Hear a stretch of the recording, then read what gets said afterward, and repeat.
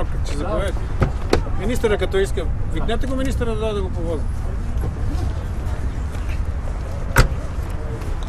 Където кажете само да...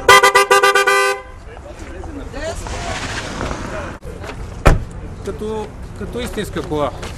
Не мирише на бензин. Много топло, много бързо ускорява. А парите не миришат, но аз ще проста на правителството, ако закупи 10 000 електромобила и стимулира развитието на тази промишленост в България. Няма да се сърда за това, че ще бъде София чиста и ще се прекъснат всякакви кражби на гориво от шофьорите и така нататък.